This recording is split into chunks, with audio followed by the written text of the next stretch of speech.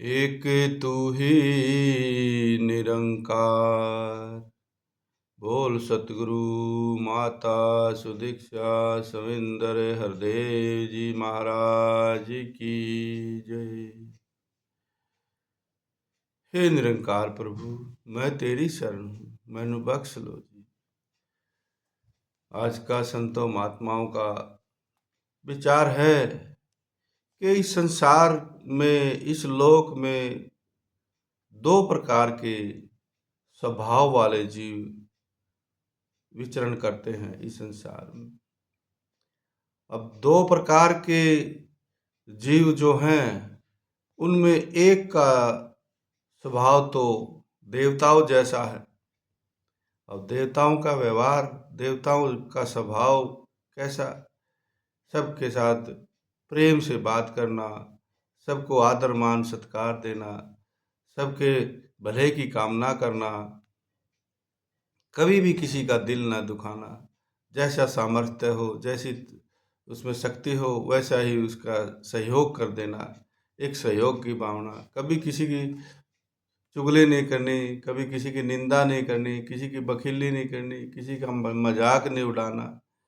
ये देवताओं जो वाला स्वभाव है। एक तो देवताओं के स्वभाव के बारे में बताया गया है, और दूसरा जो स्वभाव है आसुरों जैसा स्वभाव। भगवान श्री कृष्ण जी ने गीता में भी लिखा है, देवी शक्ति और आसुर शक्ति। देवी शक्ति जो देवताओं जैसा, फरिश्तों जैसा व्यवहार जिनका रहता है, जिनकी बात सुनने में आनंद आता है, उनसे कितनी बात करते रहो अच्छा लगता है, आत्मा की जैसे खुराक मिलती जाती है उनसे पास से, परमात्मा के ज्ञान की बातें मिलती रहती उनके पास से। तो वो देवताओं वाला स्वभाव हमें भी इस मनुष्य शरीर को पाके हमने भी बनाना है। और आसुरों वाला स्वभाव, बुराई तो चलता चलता आदमी चाहे एक पल में, एक मिनट में कितने भी ले लेगा। किसी के साथ भी कोई भी अन्याय, अत्याचार, बुराई, बुरे शब्द बोल के बुरा बनने में तो कुछ भी समय नहीं लगता, लेकिन अच्छा इंसान बनने में, अच्छे विचारों के बीज, सुंदर विचारों के बीज बोने में तब मन सुंदर बनता है। तो वो फरिश्तों जैसा स्वभाव बनाने के लिए हमें दिन रात गुरु शरण में रह के, गुरु के बताए अनुसार, मन मति के अनुसार अपने जीवन को जीना होता है। तो यहाँ स्वभाव जो मनुष्य का है वो स्वभाव असुरों जैसा है या दिव्य फरिश्तों जैसा स्वभाव है। इस स्वभाव से बहुत कुछ जुड़ा हुआ है। आदमी के विचार, विचार से मन, मन में भाव, भाव से स्वभाव, ये एक चैन है। ये भी अच्छा विचारों का बीज बोया है तो अच्छे भाव मन में भावनाएं पैदा होंगी, अच्छी भावनाएं पैदा होंगी तो हमारा स्वभाव भी अच्छा बन जाएगा। इसलिए जो आसुरी स्वभाव वाले मनुष्य होते हैं वे अपने कर्तव्य कर्मों में, अपने प्रवृत्ति को, अपने अकर्तव्य कार्यों में निवृत्ति को नहीं जानते हैं। प्रवृत्ति मार्ग और निवृत्ति मार्ग को नहीं जानते हैं। कौन? जो आसुरी स्वभाव वाले होते हैं। इसलिए उनमें न तो बाहर भीतर की शुद्धि होती है, न ही श्रेष्ठ आचरण होता है, न ही सत्य भाषण होता है। वे बस अपनी मन मति के अनुसार मिथ्या ज्ञान के द्वारा उनका स्वभाव नष्ट हो गया होता है, उनकी बुद्धि मंद हो गई होती है। फिर कहते हैं ऐसे क्रूर मनुष्य विनाशकारी होते हैं। कौन से? जो आसुरी स्वभाव वाले होते हैं।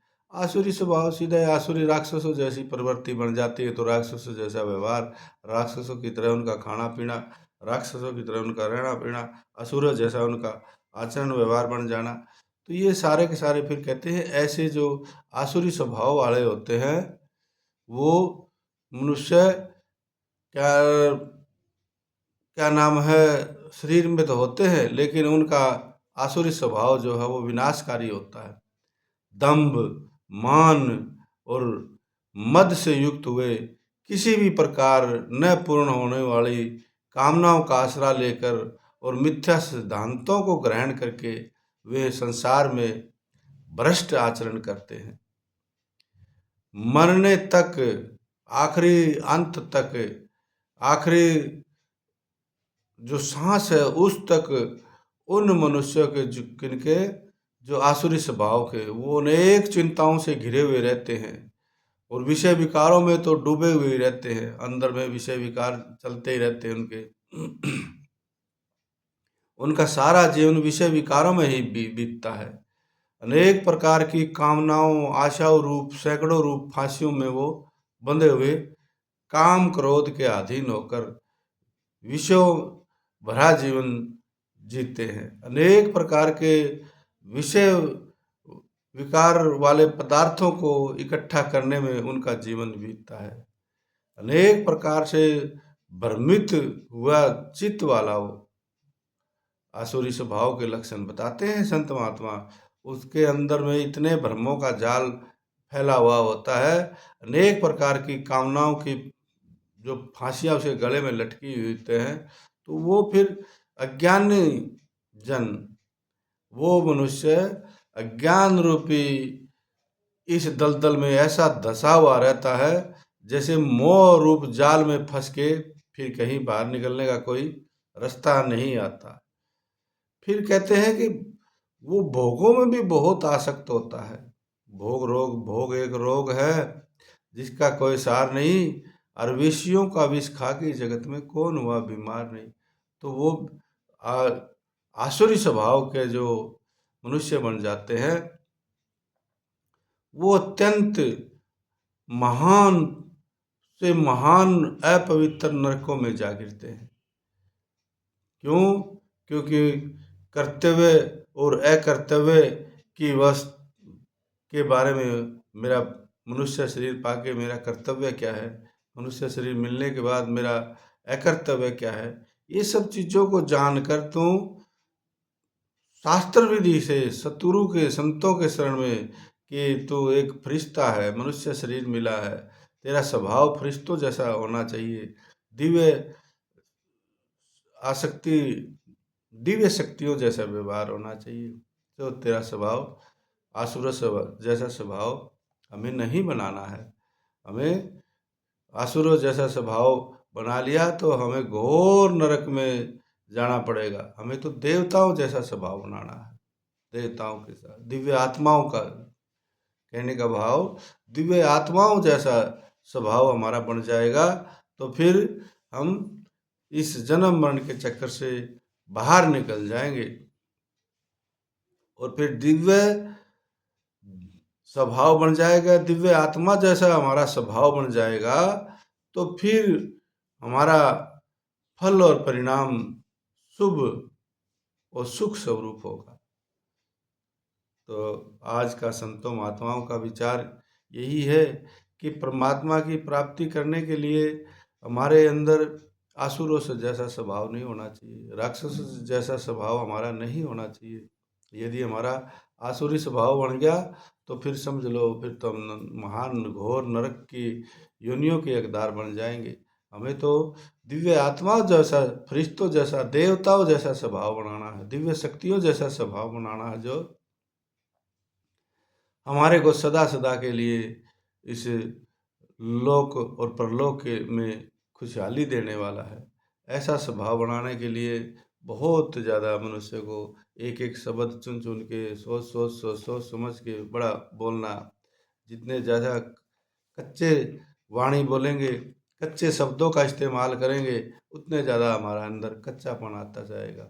और जितना ज़्यादा पक्के शब्दों का उपयोग करेंगे, पक्की वाणी के बोल बोलेंगे, तो उतना ज़्यादा हमारे अंदर पक्कापन आता जाएगा। कहने का भाव, सतोगुण बढ़ाने के लिए हमें सत्य बातें ही सुननी है, सत्य बातें ही करनी है, झूठ बातें नहीं करनी है। तो हो यहाँ सतगुरु माता जी भी एक अपने कि अपना एक ठिकाना तज के दर दर धक्के खाओ ना, सदा रहो घर गृहस्थी अंदर भगवे भेष बनाओ ना। यहाँ भी कहते हैं गुरु माता जी के अपना एक ठिकाना, अपना एक ठिकाना, ये बहुत ही काम की बात है। बहुत ही संतों ने उम्दा ज्ञान की वाणी बताई है कि एक ठिकाना। कबीर साहब जी ने भी कहा है, जो यो एक न जानिया तो सब जाना अनजान, और जय यो एक को जान लिया तो सबको जाना तू जान। मतलब एक को यदि हमने जान लिया तो ये समझ ले सारे संसार के देवी देवताओं भगवान जितने भी हैं सबको मान्यता प्राप्त जो भी हैं सबको हमने जान लिया है, सबके बारे में हमें। और यदि हमने इस एक को नहीं जाना और फिर हम समझ लेना हमको किसी को भी नहीं जाना है। एक कौन है? ये सतगुरु, गुरु।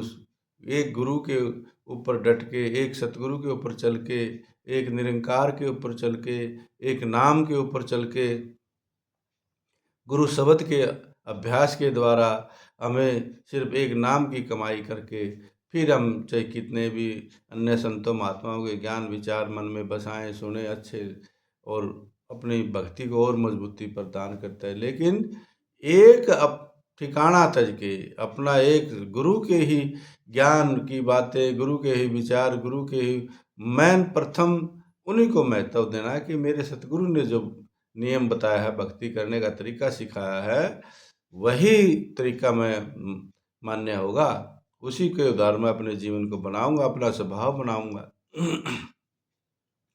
तो इसलिए कहते हैं गुरु माता जी कि अपना एक ठिकाना तज के इधर उधर मत जाओ, धक्के मत खाओ। कभी आज यहाँ मत्था रगड़ रहा हूँ, कहीं आज यहाँ प्रणाम कर रहा हूँ, कभी आज यहाँ हूँ, कभी वहाँ हूँ। ऐसे नहीं। एक अध्यापक की पढ़ाई, एक टीचर की पढ़ाई हमारे मन में बस गई, हमारे को समझ में आ गई है अच्छी तरह से, तो हमें वो बस वो उसी की समझाई सिखलाई के अनुसार हमें आगे जीवन में बरतना होता है। तो यहाँ सदा रजा में राजी रहना, भ्रम में समय गवाऊं ना। फिर कह दिया है, जीवन में जो भी घटना घटती है, जो उथल पुथल होती है, रजा को में इस निरंकार की कृपा है, इसने जो किया है किया है। हमारे लिए क्या अच्छा है क्या बुरा है हम अपनी इस मायावी बुद्धि से नहीं लगा सकते अनुमान। हम तो सिर्फ गुरुमति के अनुसार जो हो गया रजा को मीठा मानना। संतों ने कहा है ऐसी अवस्था बहुत बिरले भक्तों के अंदर, संतों के अंदर बन पाती है, जो रजा को मीठा मानना। बोलने की बात तो बोल देते हैं रजा को मीठा मानना,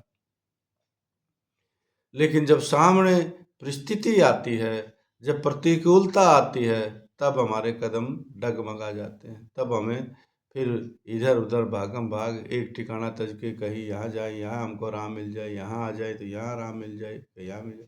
लेकिन वहाँ विश्वास और सब्र और धैर्य काम करता है कि मेरे गुरु ने बोला है, मेरे सतगुरु ने जो बोला है ठीक बोला है। रजा को मीठा मानना है, जो हो गया हो गया।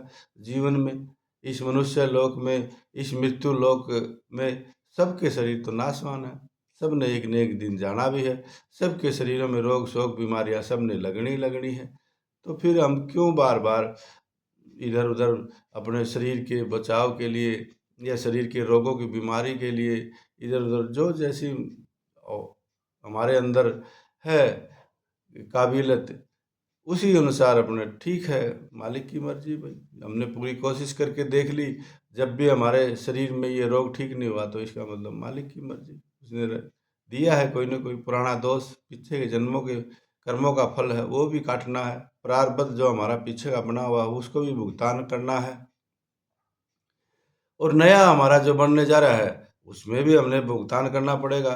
तो जब तक नाम की कमाई कर करके हम पीछे के प्रारब्ध को भुगतान नहीं कर लेते हैं, तब फिर आगे वाला जो हमारा प्रारब्ध बन रहा है, इस जन्म का जो प्रारब्ध बन रहा है, वो हमारा अच्छा ही बनेगा। उसके लिए हमारे को ज़्यादा क्यों, हमने इतने ज़्यादा आसुरी स्वभाव वाले कर्म किए नहीं हैं। दिव्य देवताओं जैसे दिव्य आत्माओं वाले कर्म क्यों, हम गुरु से जुड़ गए हैं। गुरु से जुड़ गए तो हमसे अब तो अच्छी ही बातें होंगी, अच्छे ही काम होंगे, सुंदर व्यवहार होगा, सुंदर विचार होगा। तो इसलिए कहते हैं गुरु माता जी भी कि भाई एक अध्यापक, एक गुरु, एक टीचर की जो पढ़ाई हमारे को समझ में आ गई है, तो फिर उसी की पढ़ाई के अनुसार हमने अपने आप को आगे जीवन में बढ़ाना है। नाना प्रकार के वैद्य बन जाएंगे। कहते हैं रोगी को अगर अनेक प्रकार के बहुत सारे डॉक्टर वैद्य मिल जाते हैं तो वो उसकी दवाई ले ऐसे करके वो खुद स्वयं फिर उलझ जाता है उस चक्कर में। तो यहाँ हमने एक ठिकाना तज के एक गुरु की भक्ति करके उसी के अनुसार अपने आप को इस जीवन में बनाना है। तो संतों ने महात्माओं ने भी बताया है, बहुत सारी बातें बताई हैं कि गुरु महाराज जी की कृपा से हमें जो सतगुरु मिल गए हैं ये बहुत बड़े पुण्य कर्म है, पुण्य कर्मों का ही फल है जो गुरु का मिलना है, पूर्ण सतगुरु का मिलना है। फिर कहते हैं, करऊ बेनती सुनहु मेरे मीता, संत टहल की बेला, इहाँ खाटी चलऊ हरिलाहा, आगे बसनु सहेला। इस संसार में आकर हरि दर्शन करो, प्रभु प्राप्ति करो, इससे इस जन्म में भी सुख मिलेगा और परलोक में भी आनंद मिलेगा। तो यहाँ संतों ने बताया है कि इस संसार में आकर परमात्मा की भक्ति करके हमें अपने मन रूपी बर्तन में ऐसे ज्ञान के अनमोल हीरे मोती भर लेने हैं जो इस लोक में भी हमको सुख देने का काम करेंगे और परलोक में भी हमको मुक्ति आनंद दिलाने का हमारे लिए सामान इकट्ठा हो जाएगा। दुनिया के बाकी सौदे तो ऐसे हैं जैसे कहा है कि फरीदा कोठे मंडप माड़ियाँ, उस उसारे दे भी गए, कूड़ा सौदा कर गए, गोरी आई पे। किसी संसारिक काम के लिए भी अगर किसी शहर में हम जाएं और वो काम हम न करें और बाकी अच्छे अच्छे काम करके आ जाएं तो उस हमको शाबाशी नहीं मिलेगी। क्यों? हमें जिस काम के लिए इस परमात्मा ने, इस निरंकार ने, सतगुरु ने ये मनुष्य शरीर दिया है और मनुष्य शरीर पाके मालिक की भक्ति करके अपनी आत्मा का आवागमन नहीं मुकाया तो फिर इस संसार में आके हमने बहुत सैर सपाटे भी किए, बहुत समंदर की सैर भी करी, बहुत खेल तमाशे भी देखाए, लेकिन जिस काम के लिए इस संसार में यहाँ आए वो काम हम करके ना जाए तो हमें भेजने वाला कितना नाराज होगा। इसी तरह इस दुनिया में आए हैं, बाकी सभी काम तो हमने सब कर लिए लेकिन जो सबसे ज़रूरी काम है वो हमने नहीं किया। इस ईश्वर के साथ नाता नहीं जोड़ा तो हमारा इस संसार में आना भी व्यर्थ माना जाएगा। हम इस काम को भी कर लें, यदि हम इस काम को भी कर लें, कौन से काम को? जिस काम के लिए भेजा गया है। किस काम के लिए भेजा गया है? मनुष्य शरीर पाके अपनी आत्मा का कल्याण करना, अपनी आत्मा का भला करना।